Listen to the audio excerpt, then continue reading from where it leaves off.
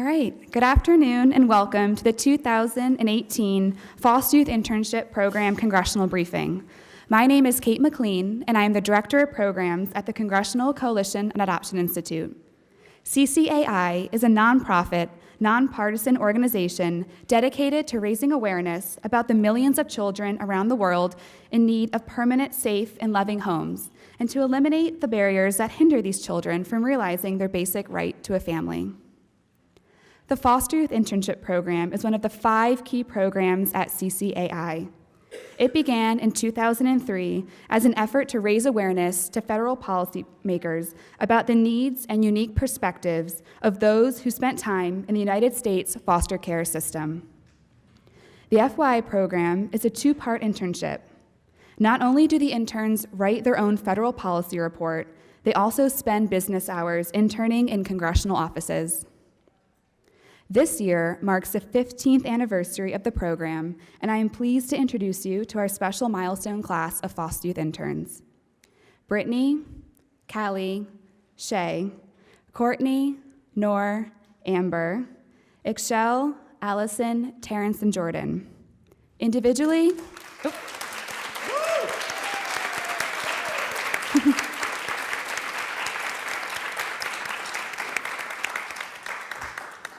Individually, they are great, and collectively, they are quite extraordinary. Their powerful voices of experience are woven into the report, Tools for Transformation, Building a Compassionate Child Welfare System. Today, these advocates for change will be sharing parts of their story and presenting recommendations on how you can make a difference in the lives of foster youth all over the country. And with that, this program would not be what it is without the support of our amazing Board of Directors Chairman, Mr. Jack Gerard. Thank you, Jack, and the American Petroleum Institute for the immense and unwavering support. We are so thankful. Please join me in welcoming Mr. Jack Gerard.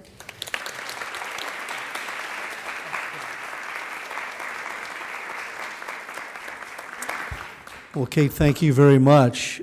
Before I acknowledge our rock stars here at the table, let me acknowledge Russ Sullivan, who's also a member of our board. Give Russ a round of applause.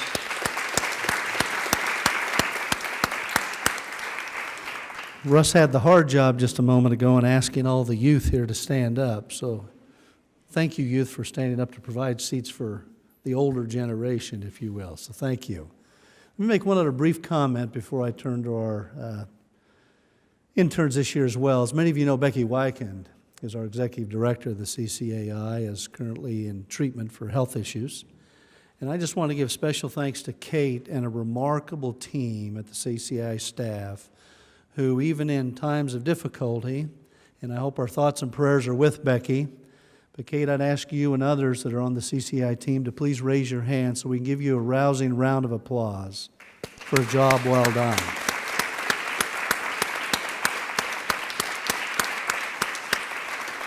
As you all know, with all nonprofits, we all operate on a shoestring in a very literal way. And it takes a lot of dedicated people, much like our dedicated interns, to allow these programs to function, so we can't thank you enough for that. Now, as we move on, I also want to acknowledge some others who make it all possible. But first, I think, as many of you know, we're looking forward to listening to the policy recommendations of our esteemed group of interns this summer. And this is an exciting program, and many have actually been adopted in legislation over the years based on the work of those who've had experiences in foster care and have come to inform the policymakers of the country what it would take to improve the system across the country at the federal and state levels. But before I turn there, I want to also thank those who make this possible through their generosity. We have a number of groups of sponsors, and I'd like to call them out today. Our platinum sponsors. Kate was so... That was on timing. That was perfectly planned. So for the platinum sponsors, we got the soundbite associated with that. But in addition to the American Petroleum Institute that Kate so graciously mentioned, the Curtis L. Carlson Family Foundation, the Jockey Bean Foundation, Scott and Carrie Hazenbalg, the Logos Fund of the Lutheran Foundation, and the Dave Thomas Foundation for Adoption. Is Rita Sorn here today? Rita has been with us for many years with the Dave Thomas Foundation, has done extraordinary work. Let's give them a round of applause.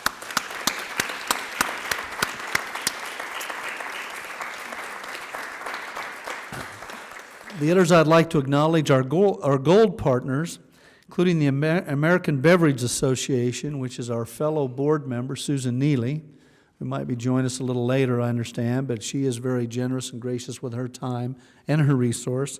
The Retail Orphan Initiative, Doug and Laura Wheat. Laura is a former member of our board, lives in Texas. Is the mayor of a very prominent city down there, and is very gracious with her time and resource. And the Carnival Foundation. So let's hear it for the gold partners.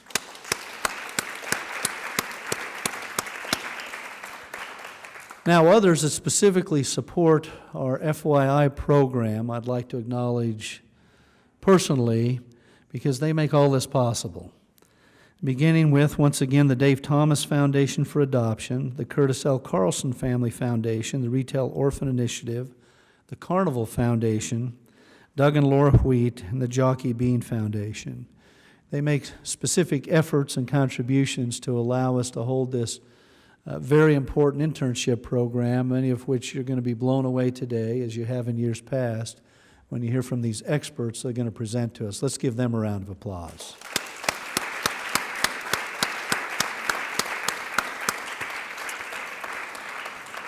And with that, Kate, let me conclude, but to thank all of you, whatever your motivation is to be here today, working on the Hill, outside interest or whatever. These things don't happen without the great support, leadership, and frankly, love of individuals like yourselves. Some of us are going to be moving on to other challenges in life, and people like Russ are going to be leading this great organization. But I would tell you, as a matter of personal pride, to me, the greatest fulfillment in life comes from these experiences. And the individuals you'll hear from today deserve our great respect and admiration. But most importantly, our love as we provide equal opportunity across this country for everybody to achieve their great ambitions and their full potential as humankind. So thank you all. This is a great opportunity. Kate, I'll turn it back to you. Thanks for being here today.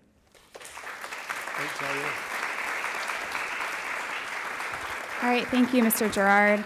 And now I would like to welcome Amber Lindemood and Ixchel Martinez to give the opening remarks of the 2018 Congressional Briefing.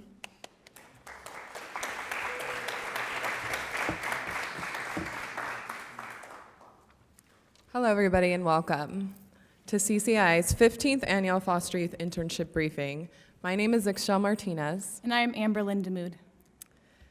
We have worked diligently to provide you with the policy recommendations that reflect our lived experiences in the child welfare system and best practices for child welfare. Presenting in front of you today has been a dream we've had our entire lives, a responsibility to those who come after us, a duty to share our stories in order to enact social change. We're honored to have you here with us today to share in our life experiences. As we begin our briefing today, I'd like you to participate in a brief mental activity. I ask that you take a deep breath in and bring to mind the things that you love most in this world. Perhaps this is your mother, father, sister, brother, son, daughter, pet, or community. Take a moment to bring this image to mind and really feel it. Now imagine for a second that this is gone and there is nothing in your power that can bring it back. While this may be hard to imagine, it's important to note that this is figurative. Yet for foster youth across the nation, and all of us sitting here before you today, this grief and loss is our harsh reality. Sitting before you today are 10 different people, each from 10 vastly different intersections of identity within our society. Yet despite the differences, we are one. We share interwoven themes of a larger story, a story of trauma, struggle, resilience, to achieve independence and well-being in our lives. Our different stories make us stronger, independently, but most importantly, together.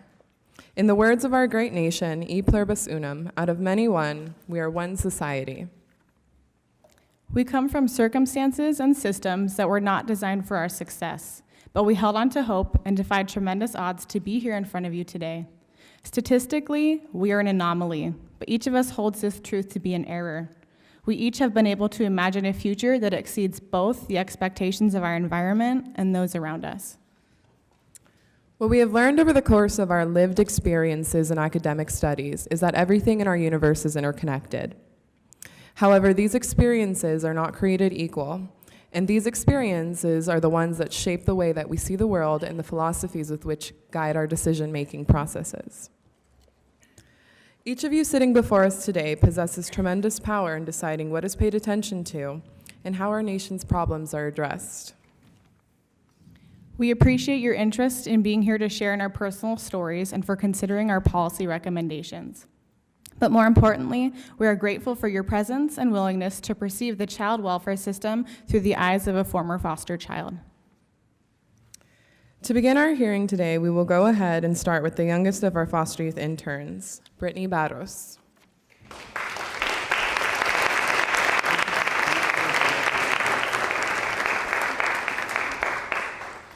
Welcome, everyone.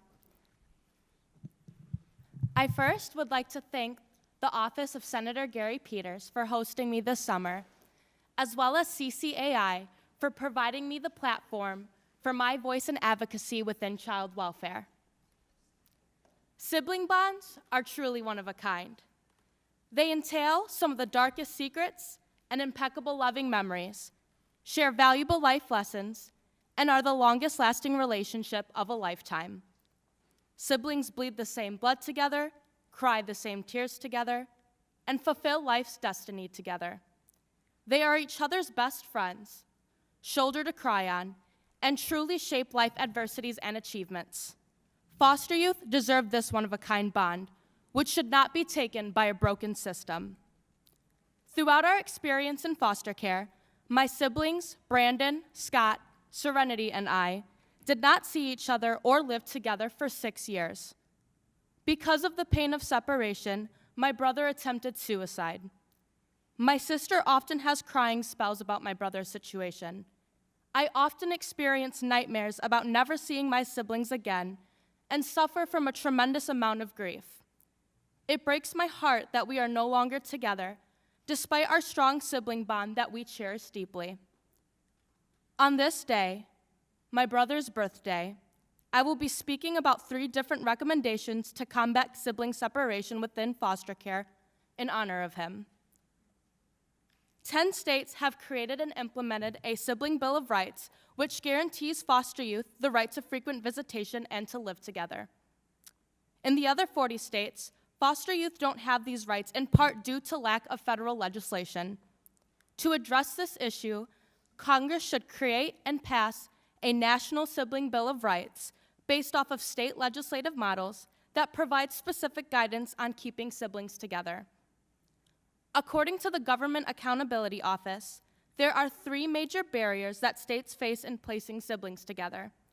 Those barriers are placing sibling groups with a large number, a wide age range, and complex needs. To address this issue, Congress should authorize the Department of Health and Human Services to establish a competitive grant program to develop specialized foster care programs designed for sibling groups in these 3 categories.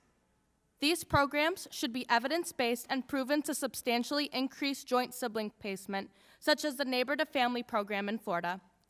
This is an accredited, evidence-based foster care program, which kept 98% of siblings together, whereas only 50% of siblings were kept together in a regular foster care program.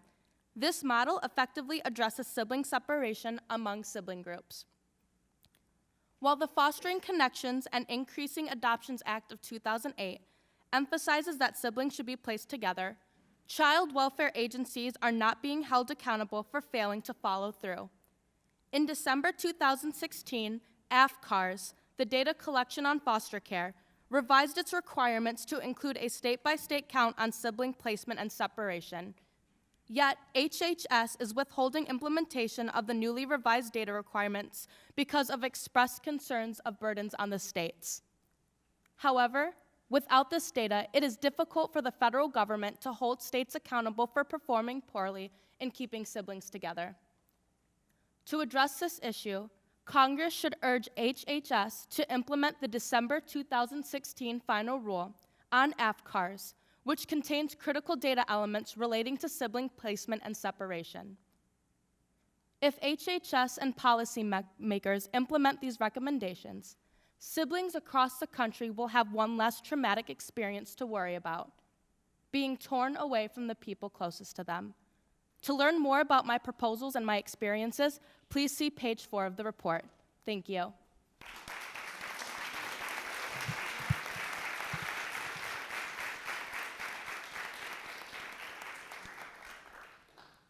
Hello, everyone. What a pleasure it is to be here with you all.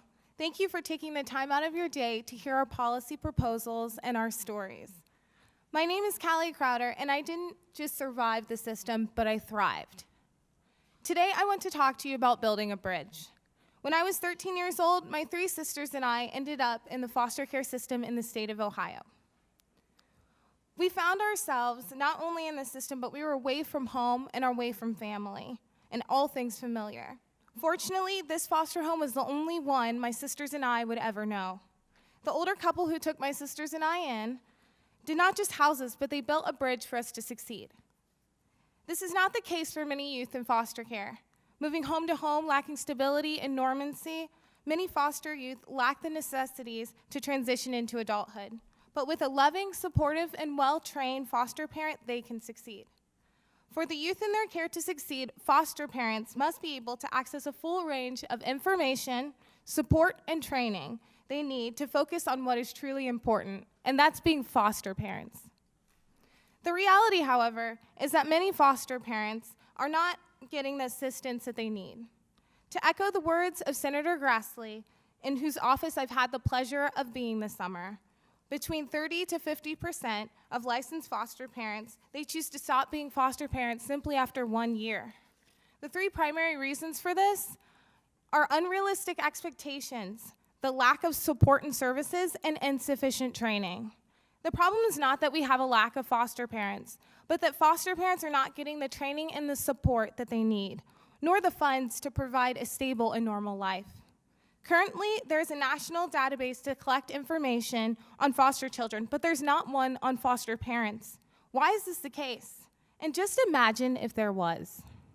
We would be able to log what foster parents are available in specific state and agencies, what trainings are provided or not, who is well-trained or equipped in specialized services or certified to handle special cases. Not only that, but we could identify family dynamics that work best for foster parents just entering the system and be able to have best match scenarios to benefit both the foster child as well as the foster parent. Best matching will allow for trauma-informed foster parents to be matched with children who've experienced trauma, or youth-informed parents to be matched with youth who've experienced the same things. Besides best matching, in addition, it will also help with special education trained, sibling group specialized, and foreign language speaking, or even culturally informed parents with children who exhibit these needs. This is one amazing way that a national database could benefit foster parents and youth in care, leading to higher retention rates among foster parents, less failed placements, and youth being prepared for life transition after care. It will create stability and normancy for all. It would also help allocate funds for technical assistance and provide funding to reimburse foster parents for going above and beyond in order to meet these specific needs for their children, as well as provide opportunities for foster youth to thrive.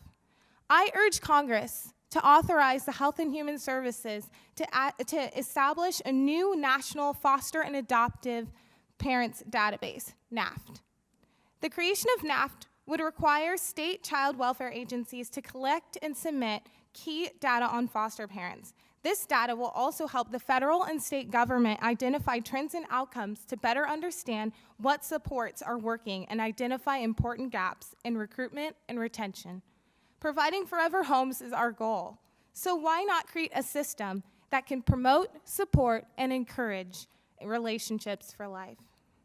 I want generations of foster children to have the same experience that I had. Not only that, but because of my foster parents who were well-trained and specialized in youth placements, they provided a bridge for me to succeed. Today, they are my Grammy and my Papal. And because of them, I received my driver's license at the age of 18, am financially stable, was kept in one home with all of my sisters for 6 years. And I also got to enjoy extracurricular activities, graduated with a bachelor's degree, worked in a law firm, and I stand before you now. Thank you.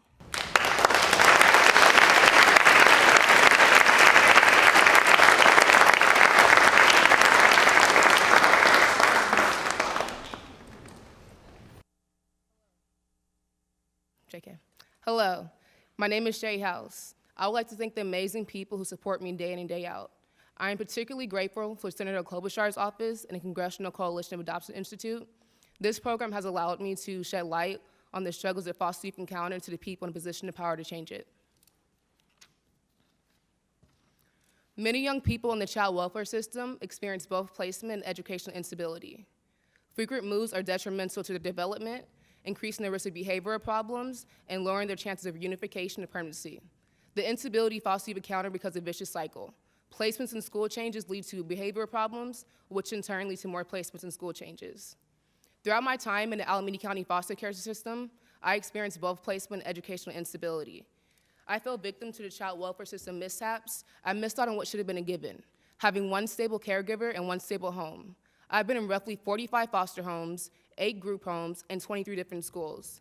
I felt like I was being lugged around like I wanted trash, likely to be thrown out at any given moment as a result of moving from place to place. The relentlessness of people did not stop in the foster homes.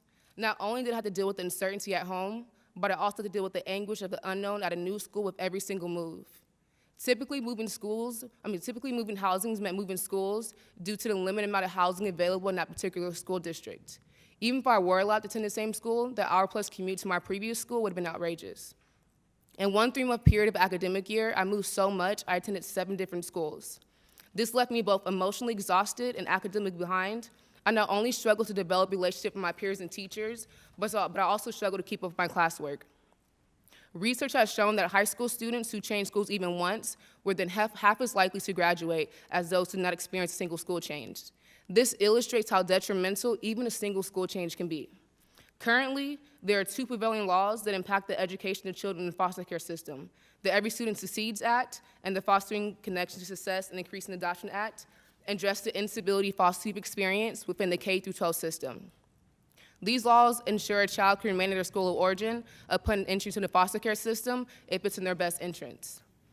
Although these laws appear to address educational instability, they fail to address the root of the problem, which is placement instability. Currently, fostering connections in ESSA only help once the placement has already occurred, which is insufficient when addressing foster youth educational instability. Yet all is not lost. Congress can help to improve placement stability and in turn ensure better outcomes for young people in the foster care system by establishing a federal demonstration grant to test and evaluate innovative approaches to placement stability, including the following. First, test targeted community-based recruitment to preserve children's community connections.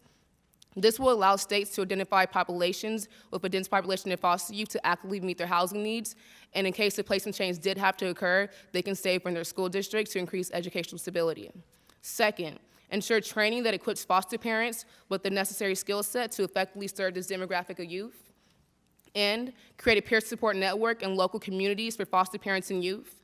This would help improve the retention rate of foster parents, which in turn would improve foster youth placement stability.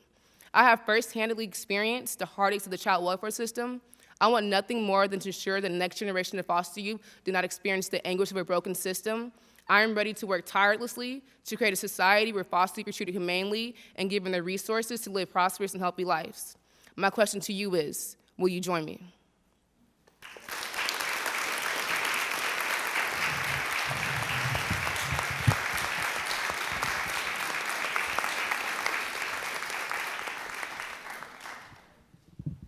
Hello, my name is Cortney Jones. First off, I would like to thank my Lord and Savior, my beautiful family, CCAI, my policy advisor, Emily, and Senator Hatch's office for hosting me this summer. Today, I will focus on how important family connections are to children and youth encountering the child welfare system and how kinship families may need additional supports and services.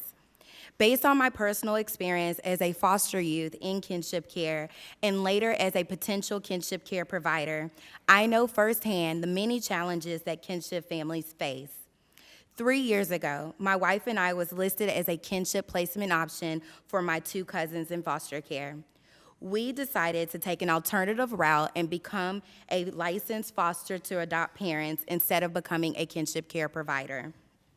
As a licensed foster parent, I receive monthly stipends, childcare, and many more supports and services that would have not been available to me if I became a kinship care provider. States are increasingly relying on kinship care, and also this happens when parents can no longer parent. More than 2.7 million children are being raised by kinship caregivers. Unfortunately, these kin caregivers often do not have the same access to supports and services as foster families and adoptive families. Kinship families face many unique challenges, and it is important for grandparents raising grandchildren and other kin caregivers to have the same access to as much needed resources as foster parents. The reality is, while the goal of foster care is to keep families together, our current foster care system was never designed with kinship families in mind. There should be a paradigm shift regarding how we use federal dollars and how we create policies and infrastructure to truly put families first. Congress has attempted to expand supports and services available to millions of kinship caregivers, but often these reforms are only optional to states, and they rarely have been sustained over time. Additional supports are needed to ensure the long-term permanency and overall well-being of children, youth, and families. There are considerable benefits to placing children with kinship families instead of foster care. Children in kinship care are able to maintain their racial, cultural, and religious ties. They are also able to make connections to their home communities, which is significant to their overall well-being. I have 3 recommendations that will help to ensure family connections and ultimately the overall well-being of children in our United States. Number 1, Congress should expand federal dollars and let families use it more flexibly to support Number 1, Congress should allow states to use federal funds more flexibly to support and meet the unique needs of families and open up the Title IV foster care dollars to fund kinship care services and support.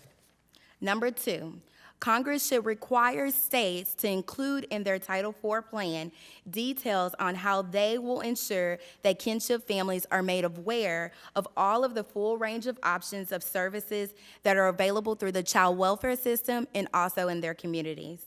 And finally, number 3, Congress should expand additional supports and services through the National Family Caregiver Support Program of the Older American Act to ensure that kinship caregivers have access to legal support and services.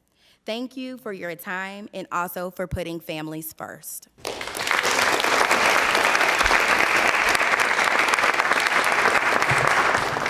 Hello, everyone. Dear CCAI staff, wherever you may be, distinguished guests, congressional members, and the office of Senator Jean Shaheen, thank you for being here. I want to thank you all for also giving us the opportunity to be here this summer and brief you on subjects close to our hearts that affect us all. My name is Noor Kathem, and I am an unaccompanied refugee minor. In all honesty, I never had a grasp for what being an URM meant. A URM is short for unaccompanied refugee minor. Up until I was 17 years old, I started to understand it more. Before then, I spent most of my time hopping around from one country to another, one town to another, until I found a town that was friendly and kind to my kind of people. People in search of protection, people in search of a home. It is a truly privilege to be sitting here today, knowing that I matter and I don't need to search for that home or country anymore. As a refugee, my life involved a lot of migration, interrupted education, social development, safety, and stability. I spent 8 years of my life living in and outside of a hostile home. Due to my unstable and unsafe home environment, I was fortunate enough to be placed into the URM program when I migrated to the United States. But even within the United States, my life was such a blur that I was not aware of what legal documents I maintained. See, when URM moves from one state to another for education or employment, it is often difficult to transfer healthcare services, personal records, financial benefits. This is especially problematic for the large number of refugee adults who experience mental health challenges such as PTSD, ADHD from abandonment, war trauma, and a lifetime of moving from one place to another. Being a refugee is a chaotic experience that disturbs the educational process for children. Due to interrupted schooling, language barriers, culture differences, URMs may not be as proficient as standardized testing or knowledgeable about their career options. According to the National Foster Youth Institute, the rate of high school dropouts for foster youth is 3 times higher than that of other low-income students. Only half of foster care youth graduate high school. Approximately 25% of foster youth were diagnosed with a learning disability, as compared to the general population of 10%. Without proper support networks, URMs too will experience the educational challenges of the average foster youth at a greater level. As URMs struggle to navigate across multiple federal and state agencies, they may find it difficult to connect with other foster families who understand their culture and the trauma they have endured. While the Office of Refugee Resettlement partners such as the United States Conference of Catholic Bishops are diligently working to develop targeted recruitment and retention strategies for URM foster homes, additional support is needed to develop specialized training to ensure that young people are placed in culturally competent foster families. These foster families need to have resources available to address the challenges of the URM psychological trauma, as these issues always occur. I therefore ask that we offer more resources to help URMs and to help them reach those support systems. And I also ask for them to provide more training to make foster families culturally competent. Thank you for listening. Thank you for being here.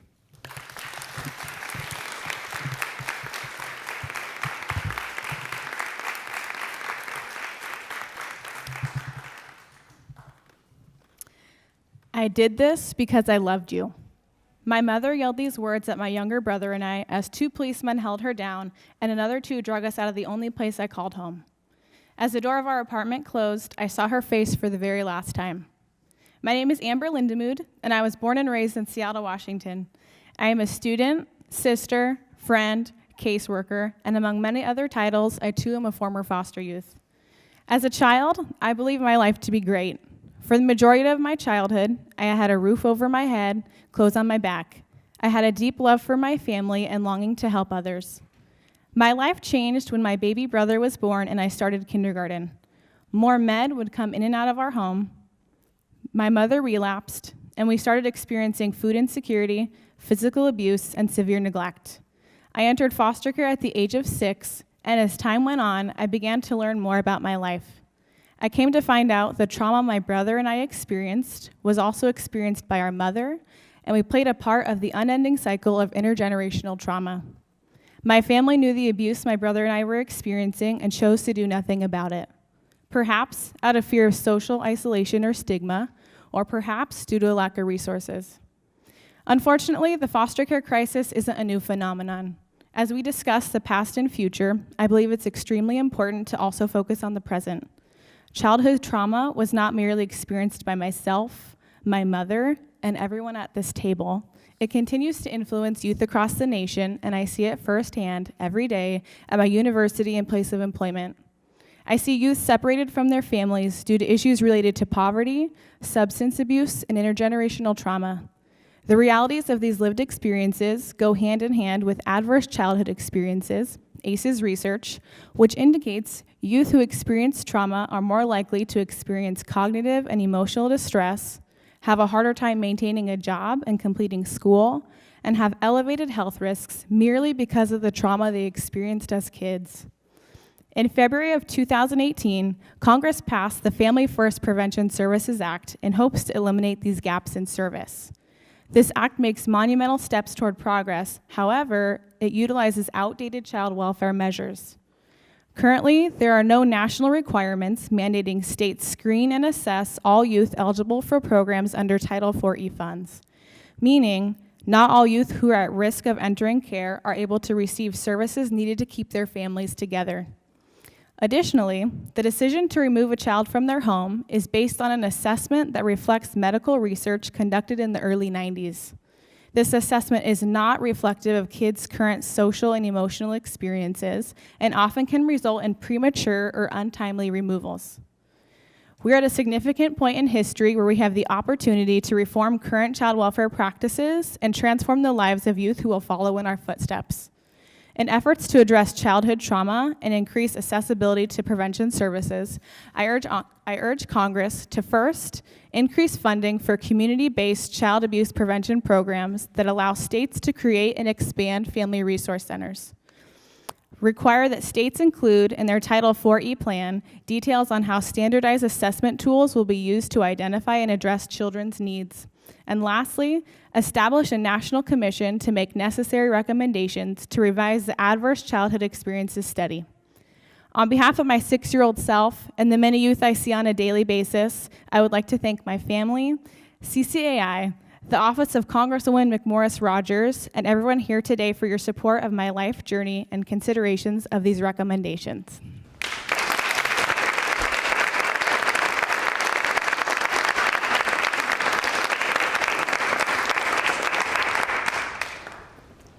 Welcome. I am Ixchel Martinez, and I'd like to give my deepest appreciation to CCI and its affiliates, and to Congressman Kevin McCarthy's office for hosting me this summer. I want to start by reminding everybody that education is a right, but I am extremely privileged to be here in front of you today presenting. On my 18th birthday, I was one of the lucky ones, fortunate enough to go to university and have the opportunity to make something out of myself. But while I prepared for Welcome Week, my peers had a very different experience in the foster care system. A majority were given trash bags, a 1-week motel voucher, and some parting words of encouragement as they began adulthood. My parents came to this country to offer me a better life, and education has indeed set me free from the intergenerational cycles of poverty, addiction, and incarceration that has plagued my family. But this adversity has forever shaped my perspective on the world. Some of my earliest memories are visiting my parents in jail. I kissed and hugged them through cold glass and heard their loving words, the static of a telephone. "We love you and trust in God," their strongest affirmations to me. While my parents' intentions were to provide me with the best of beginnings, as are any parents, their actions were frequently undermined by the instability of addiction. Recently, our country has given much attention to the opioids crisis and its devastating impacts on communities across the nation. While I'm delighted to see that the paradigm is shifting, that addiction is no longer being criminalized but viewed as the disease that it is, a disease fueled by trauma and pain, I am simultaneously saddened because this perspective is not being extended to historically marginalized communities across our nation. And it is no surprise to me that a majority of those disproportionately represented within the child welfare system also come from these communities. Foster youth as a group face tremendous barriers in achieving economic stability and independence in adulthood. They experience significant trauma, both in and out of care, and are more likely to experience educational challenges that prevent their academic success than other populations. Given the specific challenges they face, it is no surprise to me that they experience those grave life outcomes. Today, it is far more likely for a foster youth to end up sex trafficked, homeless, or incarcerated than it is for them to go to college. Yet despite this understanding, federal laws to address the mental health and educational disparities among foster youth are severely lacking. It is here that Congress has an opportunity to improve legislation. Education has long been a tool of social mobility in our society, but it is time to use it as a tool for healing. Schools provide the ideal environment to prevent and intervene with trauma. Transforming our country's educational systems to trauma-informed environments that are capable of meeting the needs of our most vulnerable will inevitably benefit the well-being and mental health of all youth across our nation. With this in mind, my recommendations are as follows. Congress should authorize state competitive grants to develop and implement evidence-based, trauma-informed school systems across the nation. Children spend a majority of time forming their identities within schools, and research demonstrates that trauma interferes with the processes required for learning. Moreover, Congress should direct the Department of Health and Human Services and the Department of Education to collect comprehensive data regarding the educational outcomes of youth in foster care. This information is required for determining educational trends, for developing data-informed law and policy, and for holding the systems that provide services to foster youth accountable for the outcomes that we see among this population. Thank you.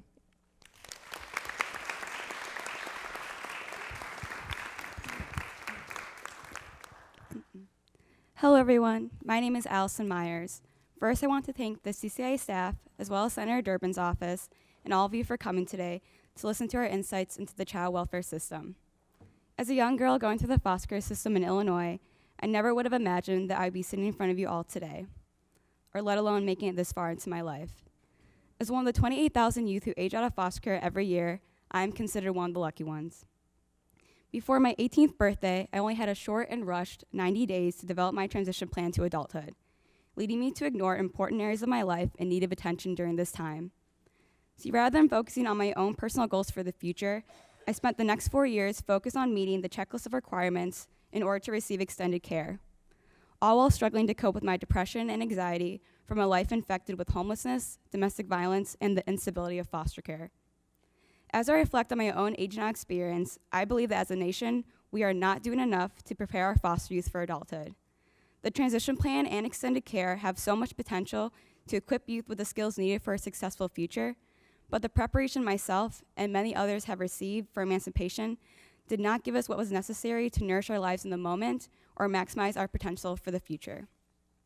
Despite having many programs and laws in place to assist youth, young adults are still leaving foster care unequipped and fearful for the real world, leading many youth down a road to prison, extreme poverty, and lost dreams. This is due to the fact that many states have yet to offer extended care. The requirements to receive extended care do not focus on all areas of personal growth and wellness, and the transition plans are being developed too late to be effective. It is time to transform the aging out process for older foster youth, and to stop telling them that they need to be resilient in order to beat the odds. It's time to make this process more personalized and meaningful rather than the checklist-like mechanical process it is today. We need to start collaboratively planning for each youth's future in advance and set personalized goals to extend care, to better prepare youth and give them the support and confidence they need to change the statistics. I'm urging that first, Congress require all states to extend care to the age of 21 and give them the option to extend to age 23 while providing states with additional funding grants to implement this requirement. Putting this into action would pave the way towards a more successful future for foster youth by allowing them to remain in care during critical developmental periods in their lives. Second, Congress should replace both the current transition plan and the requirements to receive extended care services with the single obligation of following an individualized advancement plan, or an IAP. An IAP would be uniquely designed for each person. It would begin at the age of 16 and would serve as both the transition plan from ages 16 to 18, as well as the conditions to receive extended care services from ages 18 to 23. IAPs would focus on youth's personal education and employment goals, but would also address other important goals within their spiritual, physical, emotional, environmental, and social areas of life deemed critical to the youth's overall well-being. IAPs would also include concrete support such as housing, insurance, and other social supports, and would be designed over a longer timeline to ensure that they meet and maintain all their life goals that they believe were impossible. Thank you.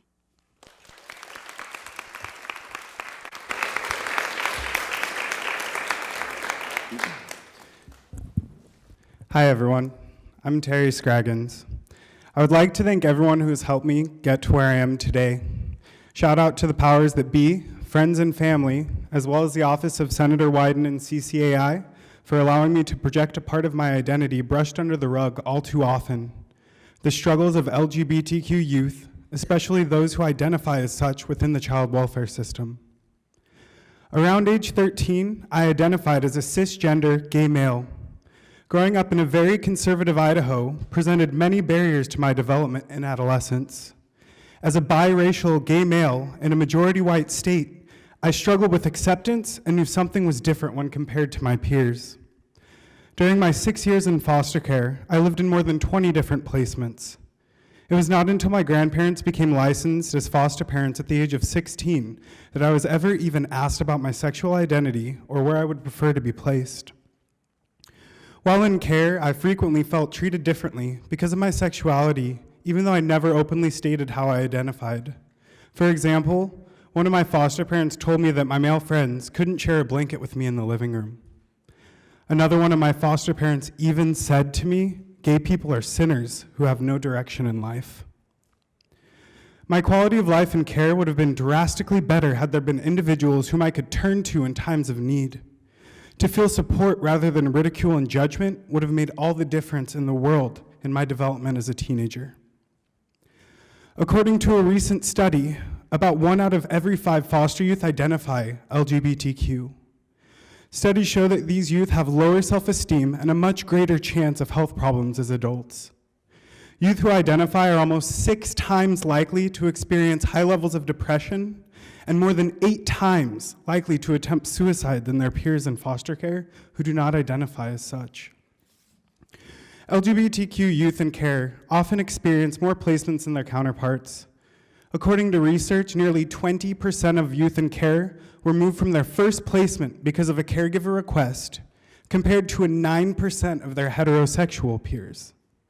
Having more foster parents who identify would improve quality of life for youth who identify within this community. This is why Congress must pass the Every Child Deserves a Family Act. This act will allow more individuals who identify as such to become foster parents. It will not tolerate private organizations to discriminate against individuals who are willing to provide loving homes and support to children in the child welfare system. Lastly, HHS must implement the 2016 Final Rule on AFCARs, which includes important data elements related to LGBTQ youth in care. These data elements are crucial in helping us better understand this population and make policy changes to improve their lives in the future. In the meantime, states should begin screening youth on a voluntary basis on whether or not they identify. In the past week, I have learned that an amendment was included in an appropriations bill that would do just the opposite of what I have discussed today. Please understand that we appreciate your emotional support and verbal support, as well as your coming here to support us this afternoon. But what we really need is your legislative support. And this includes rejecting legislation that hurts the very same children and youth you have expressed your support for by being here today. With your help, we can show youth that their voice, opinions, and development matter. They are more than just a statistic.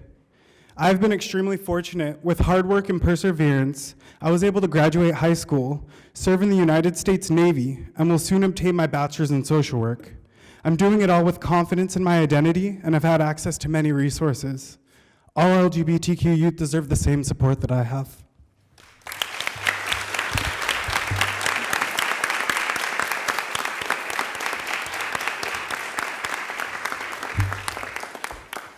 Good afternoon.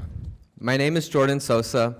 First, I want to give thanks to CCAI, Congressman Kevin Brady, and the Committee on Ways and Means for all the opportunities on the Hill, especially to the front desk and the Subcommittee on Human Resources. Shout out to our sister, Mykesha Deason. Throughout my time in foster care, one thing was told to me constantly: you must learn. You must learn to assimilate, to follow every rule, to do things on your own. You must learn to survive on your own. When I was 9 years old, homeless, living in a van, I thought college was nothing but an impossible dream. My mother was unable to provide for our family, so my siblings and I lived in a van, shelters, motels, and couch surfed from one home to another until we were placed in foster care. Being a first-generation college student and a child of undocumented parents has blessed me with the perspective on the world to recognize my privileges as a U.S. citizen and to learn from my experiences so I could set a foundation for my siblings and the future youth who will enter the foster care system. Though I was not fortunate to live in a safe and loving home, I was lucky enough to be connected with mentors who motivated me to pursue higher education. There's one lesson that I've learned interning here on the Hill. It's all about who you know and what you know. Young people in and aging out of foster care often lack mentors and support systems to navigate their journey throughout care and their transition to adulthood. This lack of support contributes to many negative outcomes later in life, including low employment rates, increasing rates of poverty, dependence on public assistance programs, criminal involvement, and poor health. For example, only 19% of foster youth enroll in a post-secondary education program, compared to the national average youth in the United States is 36%. To improve outcomes for transition-age youth in foster care or at risk of entering the child welfare system, Congress should devote additional resources to mentoring programs to pursue higher education opportunities. These programs can provide critical on-campus support to individuals and help them address a wide range of emotional, mental, and behavioral problems. Increased funding for these and other evidence-based programs will expand access to all youth in need and provide significant opportunities to social capital and education programs. The majority of services aimed at supporting young people in care rely only on professionals like social workers, case managers, or probation officers. As a result, there is a pervasive lack of focus on cultivating meaningful relationships between the youth and other adults who could support them. The best mentors are often the people who are already part of the young person's life. My mentors are Alejandro, Natasha, Cesar, Ana, Mariana, and Eli Sosa. They're my younger siblings, and when I grow up, because I'm still growing and learning, I want to be like them one day. So, I have 3 recommendations that will help young people like me in the future. First, Congress should pass the Foster Youth Mentoring Act, which creates a grant program within Title IV-B of the Social Security Act to provide mentoring programs for youth in foster care. 2, Congress should also pass the Mentoring to Succeed Act, which amends the Carl D. Perkins Career and Technical Education Act of 2006 to give the Department of Education the authority to award grants to school-based mentoring programs to assist at-risk students in middle and high school. Finally, Congress should create a grant program that provides comprehensive supports to young people in college who have spent time in the foster care system or have received services through the Family First Prevention Services Act. This grant program would ensure that more young people could benefit from comprehensive programs like the Guardian Scholars Program and California Youth Connection, which were so important in my life. As Malcolm X, an American Muslim, human rights activist, and a former foster youth, once said, "Nobody can give you freedom. Nobody can give you equality or justice or anything. You take it." So take these recommendations to give our youth the opportunity to life, liberty, and the pursuit of happiness. Thank you so much for listening to our testimonies, and God bless.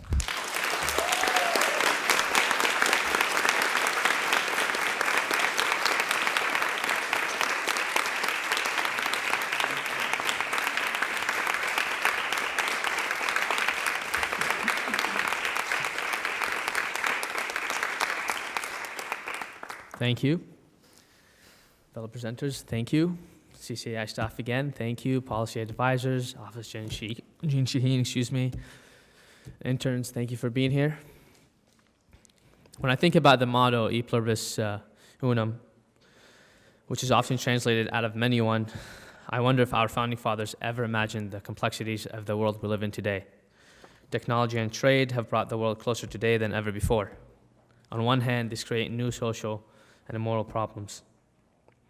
But on the other, it grants us the opportunity to come together and solve these problems just as once we came together as 13 diverse colonies.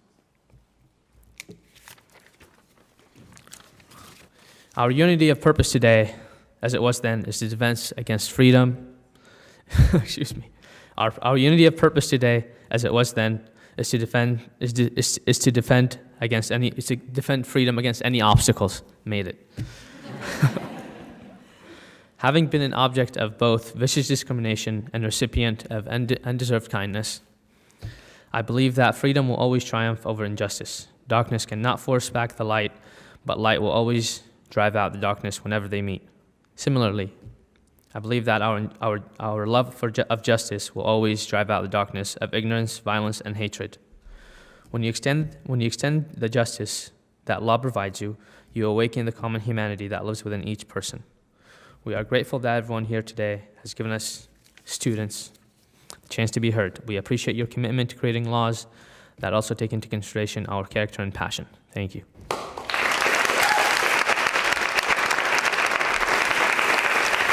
Brittney Barros.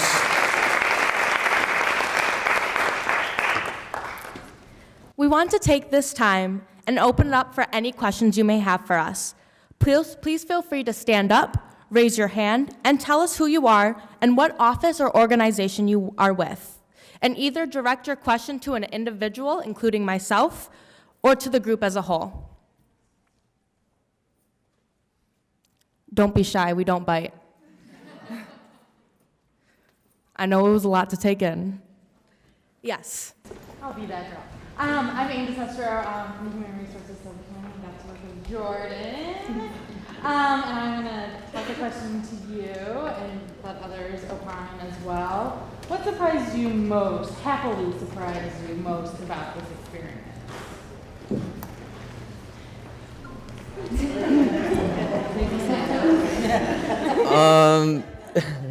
Very good question.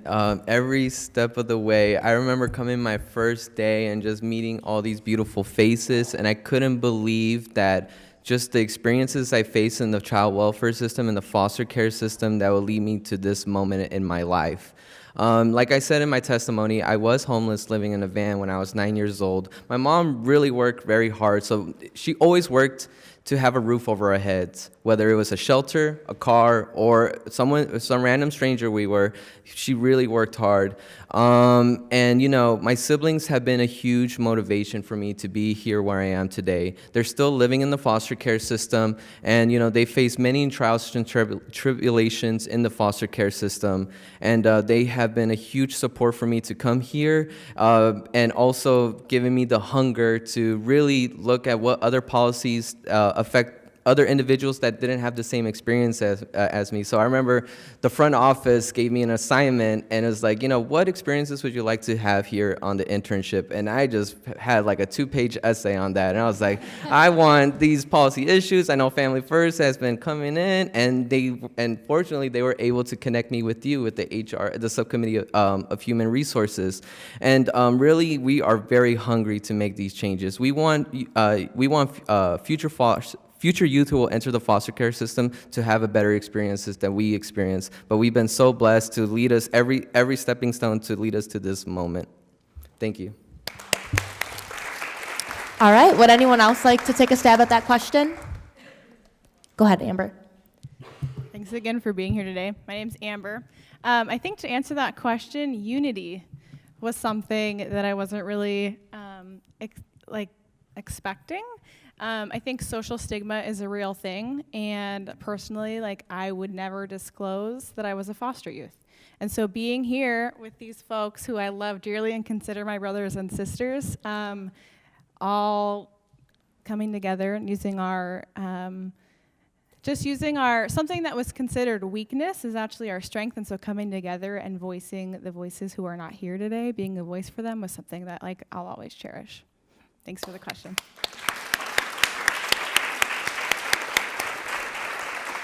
All right, we are happy to take more questions from the audience. Yes. I'll piggyback. My name is Elliot, and I'm from DC. Given the unity that you're talking about, do you think that having a youth program in schools that were meant to bring foster kids together and be able to share their experiences would be beneficial, or more, stigmatizing towards foster youth? Cortney would like to answer, and then I'll go ahead and answer, and then Ixchel, would you like to answer? No? Alison, okay, go ahead, Cortney. I think that it should be optional.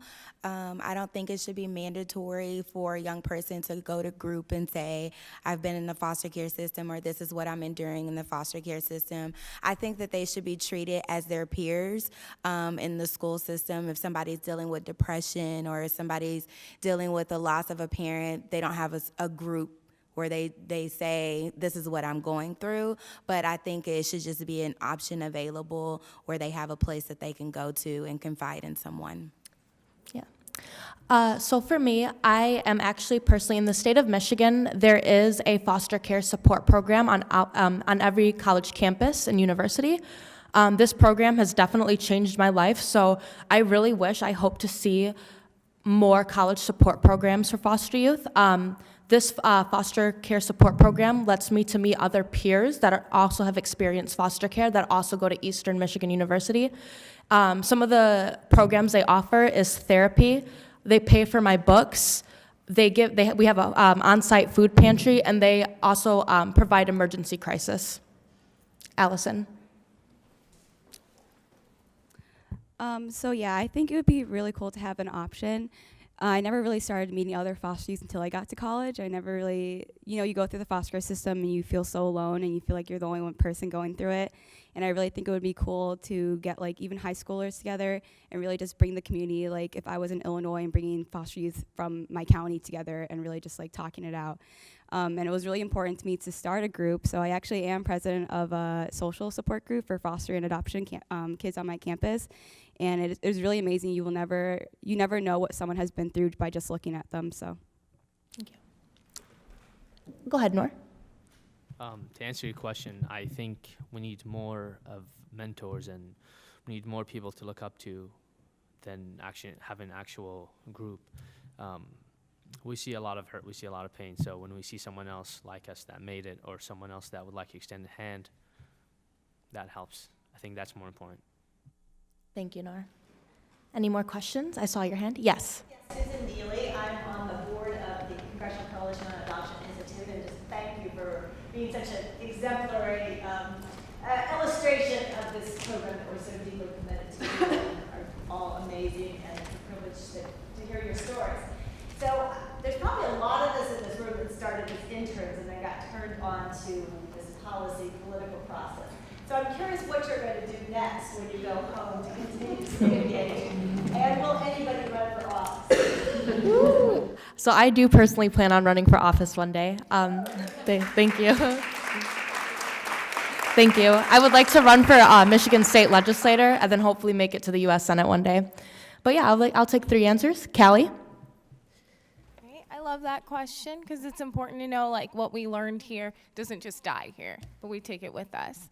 I have to say, like, I would like to run for office one day. However, the position I want is not something you run for, it's one you're nominated for. So remember me in the future. I would like to be an ambassador, specifically to Russia, but I just really I really want to help when it comes to foster care and adoption policy as well, not just in the United States, but globally. And so just not just the foster care system, but in all other countries are orphanages, and they can experience some of the same things that we experience in foster care, but they never get to move from homes. So they're staying right in that spot. So I think it's important also to remember the global impact we can also have here. So I hope to do that one day. Ixchel? So thank you for that question. I think it's always important for people that have our experiences to give back, and it becomes somewhat of a duty when you become a lucky one or somebody that's made it to advocate for the rest of those people that are still in the system and we're not as fortunate as you.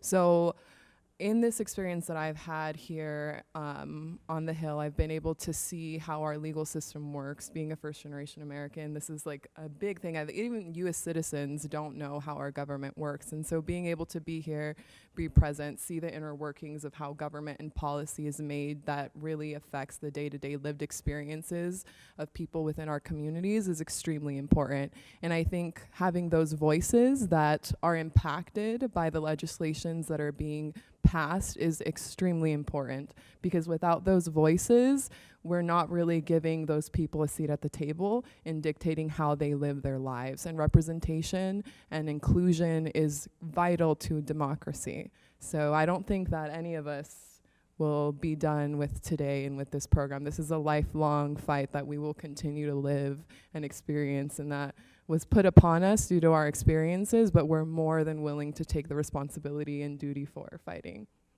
for the rights of our brothers and sisters. Shay, do you want to answer? All right. Shay?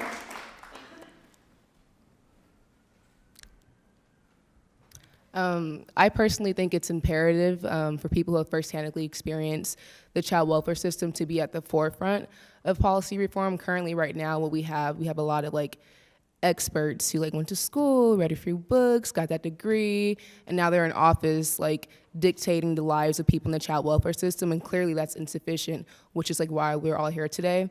And so after this program, I definitely do not plan on stopping. I plan on to continue doing work with CYC, which is the California Youth Connection, where it's a group of former foster youth who essentially inform policymakers and who propose bills or whatnot to ensure that the next generation of foster youth can have some of the resources that we unfortunately lacked. And at the end of the day, I ultimately want to change policy surrounding the child welfare system. So once I do graduate within a year of my undergrad, I do plan to get my master's in public policies and social work, so one day I can be in that position of power to not only change policy, but also pave the path for other people who experience the foster care system to be in office and to also give their recommendation, because they are the true experts.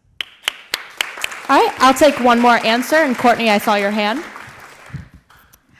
So I'm really happy to say that I just received a job offer to be a child welfare advisor to the commissioner of the Children's Bureau. And so I will be...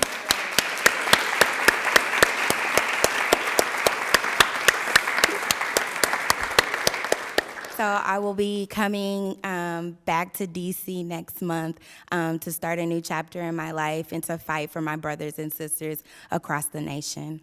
Woo!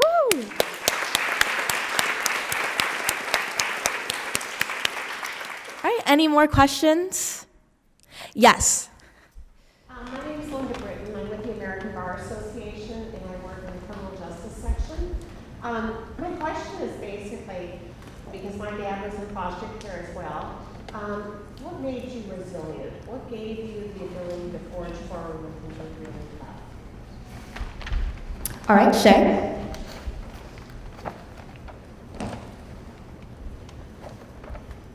Ultimately, for me, what allowed me to be resilient was just knowing that there was no other option. At the end of the day, if I didn't graduate from high school and lived in a college dorm, I don't have an aunt's house, I don't have a dad's house, I don't have a mom's house who I can chill on their couch until I figure out the next steps in life. And so ultimately for me, it's do I want to become a statistic, or do I want to become an advocate and a voice for people who experience what I experienced? And so it wasn't a choice. You either survive or you don't, and I made that choice to survive and live a prosperous life.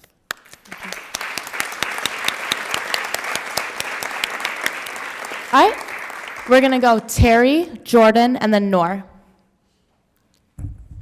So I don't remember who it was, but a couple weeks ago, I remember when it was during our retreat, we were talking about resiliency and how obviously we're all resilient. But I know for me personally, it wasn't so much that I was resilient, it was that I looked at everything from a perspective of there's always someone that has it worse than me. So I've typically had a pretty positive outlook, and I really think that my positivity is why I've gotten to where I am today. But I think that a lot of it has to do with your mindset. How are you viewing life? Yeah, we all have been through some horrific and extremely traumatic experiences. But what's important to remember is what are we going to do with those experiences, and how are we going to empower ourselves and in turn empower the 400,000 individuals, youth in care that don't have a voice.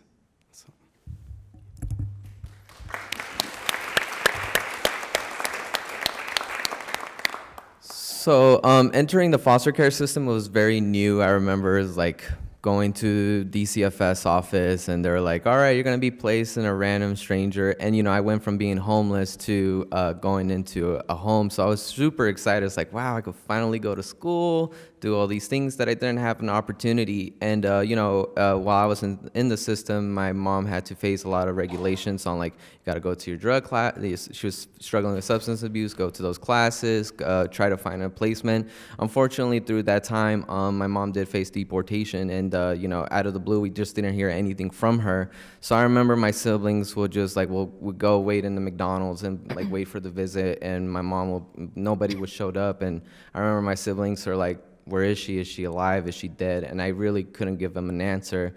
Right there, that's when I knew I had to set a foundation for my younger siblings for the future in this country. We like I said, we were all had the privilege to be born here in this country and to be citizens. And I knew my ticket out of here was with education.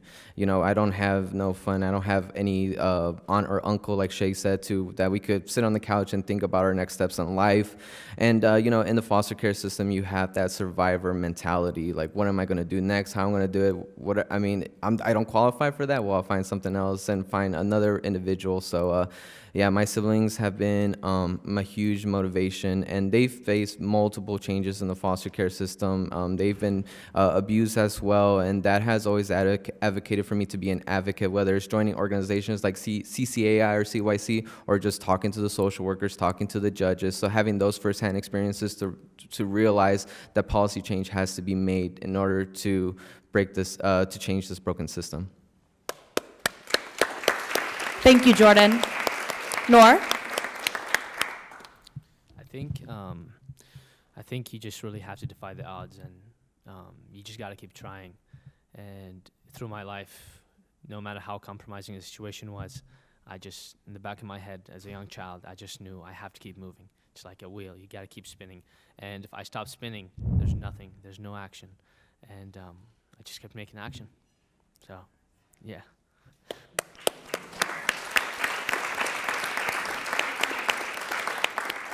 Any more questions? The worst question is the one that's not asked. Yes, Kelly. Can I answer the last question? Yeah, go right ahead. Mm-hmm. While we're waiting. I have to say too, when I realized that something needed to change and that that resilience kicking in per se, was when I realized I didn't have a voice, and that was the scariest part.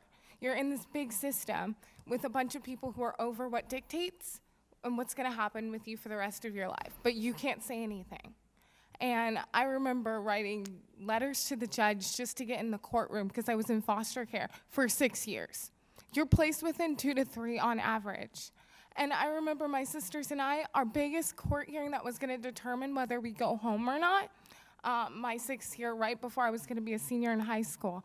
And I just remember being in the room with our guardian ad litem, who only visited us twice within the 6 years. And she was the one pleading over our lives and what was going to happen to us. And I remember right beforehand knowing my rights because I read up on them, because I wanted to give myself a voice. And that's why I'm here today, to give others a voice.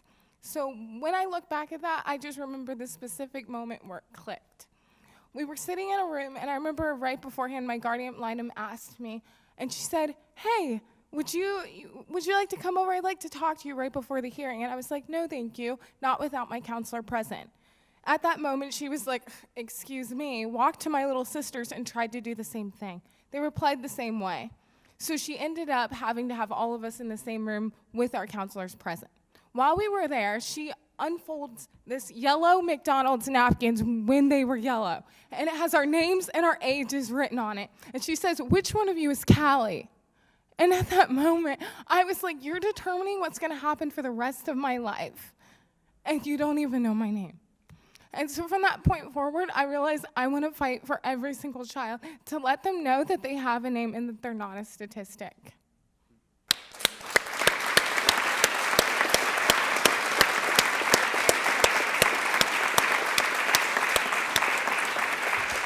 Wow. Thank you so much, Callie, for your bravery, for opening up about your personal story like that. If anyone has any comments, too, we take those as well. Jacob. So my question is about, I think Terrence spoke to the issue earlier. Essentially, there's a gap that forms between the amount of people in this room and the amount of support I think that foster care has as like a talking point. Like, not many people are for cutting funding to foster care, but when it comes to actually moving policy, that's where there's a lack of proportion between the amount of care that people seem to have about it and the amount of policy that actually gets done. And I was wondering if you could speak to the gap that exists, and obviously like the recommendations you have here is to close that gap and to make sure we're actually having political change and not just conversations about it. And I was wondering if you could talk more about that problem and how you guys are trying to solve it. Okay, first, before they answer, I would like to give a shout out to Jacob because he actually wrote a paper in college on the crossover between juvenile and foster youth, and he's not even in foster care, so thank you, Jacob. All right, would you guys like to answer? Okay, go ahead, Terry. Why not? So with the gap in terms of like having support versus moving policies and moving legislation, I'm going to be super candid right now. I just really think that it's important to, like, all pride, everything aside, you just need to be focused on what's best for the child. Like, people are going to have disagreements. Like, there's going to be like inadequacies. There's going to be people that want something one way or another way, but it's like, it's not what's good for everyone. It's what's good for us and youth that are currently in care. I think that that's the biggest takeaway, and I wish and feel that more people in a position of power need to understand that and act on it. Go ahead, Courtney. I think it's very important to make sure that constituents are at the table. A lot of times what happens is people are making a lot of rules and a lot of guidance, and then they ask constituents, what do you think about this? And then when constituents do provide some feedback, people don't want all the hard work that they've done to be scratched away and start all over. So I think it's very important for both parties to make sure that they have constituent voice at the table, not over the phone, not doing a poll, but actually having them at the table and trying to figure out how can you have constituent voice at the table about sensitive issues, because I understand most time constituents are not at the table because it's very sensitive information that people are considering, but I do think maybe they can go through some type of clearance, maybe fill out some type of documentation saying you can't disclose certain information, but I think if there's a will, there's a way to make sure that constituents are at the table. In children, I most definitely have learned it's a bipartisan issue. So I most definitely think that people can come to the table earlier on and really talk about how can we improve the system for children, youth, and family. And I think dollars should not be an issue, but unfortunately it is an issue. But how can we try to use reserve funds that are set aside for other things so that we can ensure that children have healthy lives later on? Because when we invest in our children earlier on, they will get a return on those things later on. And I think that they should just understand that, making sure that they're at the table, use reserve funds for other things, and also making sure that we have documentation so that those people can be at the table. So unfortunately, we are running out of time. However, I know some of you may have additional questions or comments, so I encourage you guys to come up to us one-on-one to ask those, because we will be sticking around after the briefing to welcome more feedback. Thank you again for your time and giving us all the opportunity to be here today. We are honored to provide all of you the tools for transformation for building a compassionate child welfare system. Thank you and God bless.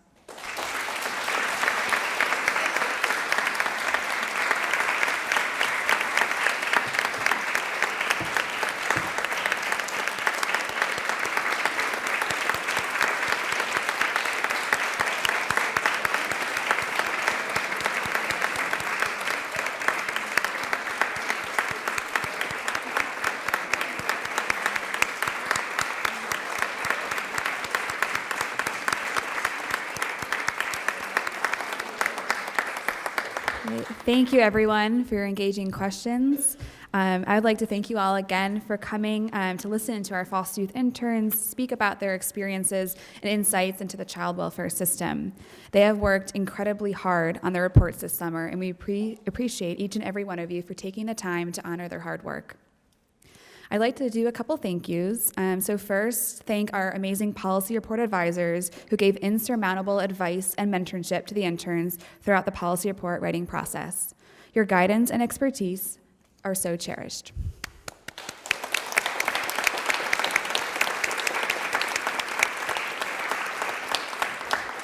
Next, thank you to the CCAI staff. Erica, Justin, Carly, you are all essential in making this program a success and are invaluable members of this team.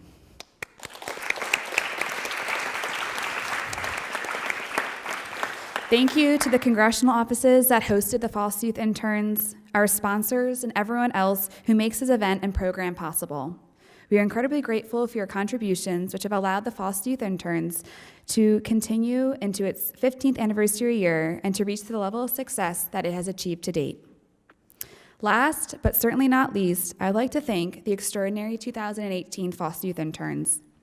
Thank you for your dedication and hard work this summer, and for sharing your powerful voices and unique perspectives with us. Your efforts today and this summer are incredible contributions to child welfare reform, and we are so thankful for the inspiration you've brought us all. Now, please join me in welcoming the incredibly supportive CCAI Board of Directors Treasurer, Mr. Russ Sullivan, for closing remarks.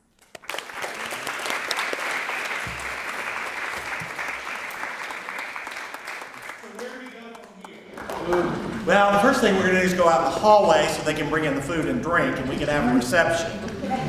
But that's not really what we want to talk about. For so many of you, you are the senior advisor to men and women in the House of Representatives and in the Senate and on committees who can take these ideas and move them through the Congress. Others of you are with organizations that it's part of your job to advocate for foster youth. And so I would urge you to take these ideas, study them, read them. They're here for a few more weeks. Interview them, talk to them in more depth, and see if we can develop the legislation or the letters or whatever is necessary to make this happen. Think about what they just laid out for you. 4 or 5 of them talked about specific sort of circumstances that are unique to various foster youth. Terrence on LGBTQ. Ixchel on opioid children victims, Noor on refugees, Shay on being placed in the wrong home and trying to find the right thing. Callie gave us maybe a partial solution to that with the database that might help identify people who can be a great foster parent for kids in those particular situations. Brittney and Cortney talked about the importance of the family, the biological family, and maintaining those connections.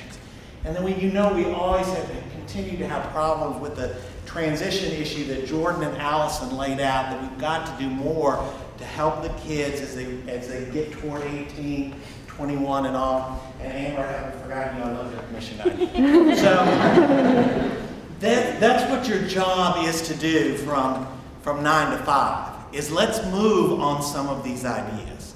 But I also want to talk about something else. And it's why I'm standing here today. And that's because I was a staffer like you for almost 20 years in the Senate. And I had a couple of senators who came up to me and tapped me on the shoulder and said, not only do you need to be working on policy, Russ, not only do you need to be hiring some foster youth intern on the Democratic staff of the Finance Committee, but what are you doing in your personal life? Chuck Grassley, Callie, he's like, Russ, you're 42 years old. Why can't you take one of these kids and raise them?